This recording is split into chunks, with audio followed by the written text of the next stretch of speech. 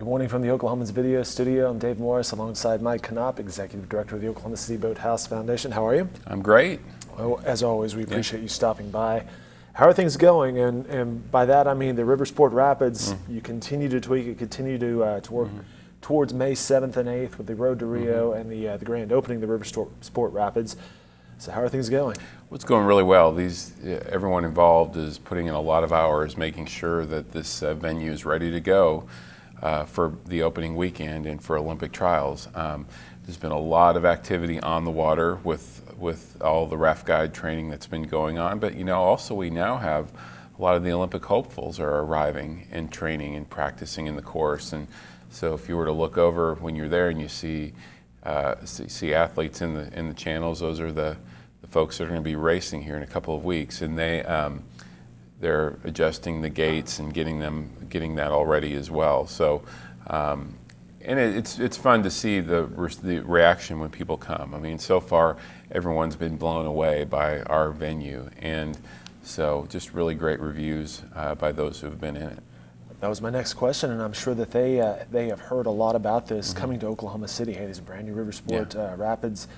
Need to check that out. This is where the Olympic trials will be. What's their feedback so far? Well, people are amazed by, I think, number one, the quality of the whitewater. And for somebody that does this sport, a lot, some of these athletes, they go to a lot of places, and so when they come here and they say, we have world-class whitewater, that's powerful, and I think it's really affirming to us in terms of what we've built. And it's not just our one channel. Both of our channels that we have are really great quality. The rapid blocks themselves, I think, are really proving their worth because we can truly, again, adjust the course in just a matter of minutes. So if we need to fix something, we can fix it. And we went from a very intense recreational channel on day one to something that's a little bit easier. And it's just all about the way you configure those blocks. And which also tells you that we can dial it up or dial it down if we need to. And so there's been a lot of testing going on beyond the athletes, but just all of the staff that's involved, just to get a feel for what a guest experience will be like. Category 5 recreation course, right? We had that for one day, but we're moving on. So it's but the point is we have the option to do that if we wanted to. So. You mentioned the raft guide schools. You just wrapped up the first one of those this weekend. How are those coming along? They're going very well. I was really pleasantly surprised to see the quality of the folks that came out to this training course, and surprisingly, almost everyone has stuck through it, and I think will be excellent guides for us. They're all having a lot of fun with it, which is what you want, because they're going to be the ones that are going to make the experience memorable for you. And they did a lot of swimming in the course, just to that's part of it, so they can get a feel for what it's like if somebody falls in, which is not that big a deal, and how to get people back in the rafts, or how to navigate the course based on all different types of skill levels. And that's one of the things we really are trying to emphasize to everyone, is that this is truly for everyone. So these guides are trained to really tailor the experience based on somebody's skill level, or if they've never done it before, we'll make this a very memorable first experience rafting. So if you dump out of one of these rafts, what's the one thing you have to do? We fall out, all you do to remember is you put your feet forward and go for a little ride down the rapids. And the way the course is designed, there are eddies every so often, and what happens is you get into one of these eddies and it kind of pushes you to the side, and you can stand up, and then at that point either go up the stairs or get back in the raft. So like I said, that's part of the fun. It's not a real big deal if you get in. But if you that will not be a common occurrence when you're rafting, so but it will happen. So. You mentioned there's a lot of interest in people coming out. Yeah.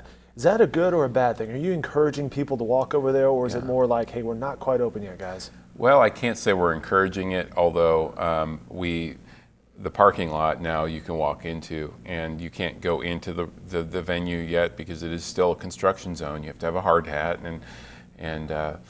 but we are very pleased to see the enthusiasm and the excitement. I mean, I remember back in the first maps when we were building the canal, I was working downtown, and how so many people would go down and just try to get into that canal or go for a walk on the canal before it was open. And I think that was just a great sign regarding the excitement and the enthusiasm for the project. So, we are actually going to have a guest relations person down there outside the gate. So if people come down next weekend, that we'll be able to answer questions for them.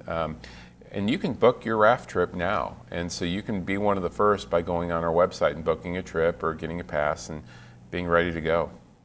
All right, moving on. The Road to Rio, as we mentioned, is May 7th and 8th, and you have an entertainment announcement.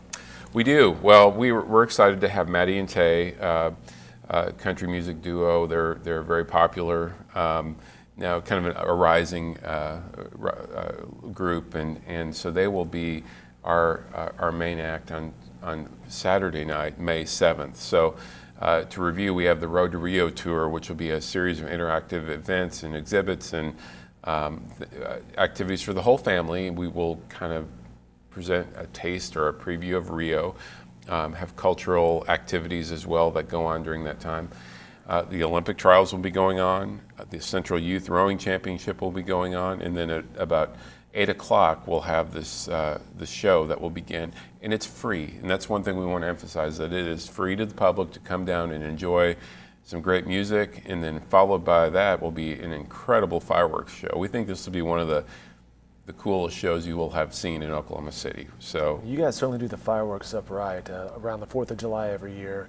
That river just is lit up. It looks really cool. Well, I think it's partly the setting, the fact that when you can shoot fireworks off from across the river and you can see it from all angles and see it reflect off the river. I mean, there's some surprises we have in store as well that you won't want to miss, and this is going to be truly something that you will remember. And so, again, it's all part of this. We wanted to do it right because this is a celebration. It's a celebration for the culmination of this really milestone MAPS 3 project with the opening of the Whitewater Center, but also we're sending athletes to Rio, to the Olympics from Oklahoma City, and we want to highlight that. It's a big deal. It is a big deal, and during this same weekend, again, we have Olympic trials going on, and so we want to show these athletes how excited Oklahoma City is about the Olympic movement, knowing that this event, whitewater slalom, is pretty foreign, I think, to a lot of people, much in the same ways that rowing was 10 years ago. And so we know we have to educate a little bit. Very good. He mentioned Maddie and Tae being the entertainment there. Of course, Taylor Dye of Maddie and Tae, she makes up the Tae of Maddie and Tae, I guess, is from Ada. So local girl, popular act. That will be May 7th. Road to Rio, May 7th and 8th. Mike, as always, we appreciate you stopping by. It's great to be here, yeah. Best of luck moving forward as we get closer to this. It is coming very soon now, just 2 weeks away, so 2.5 weeks away. So. Very good. More information can be found at boathouseddistrict.org.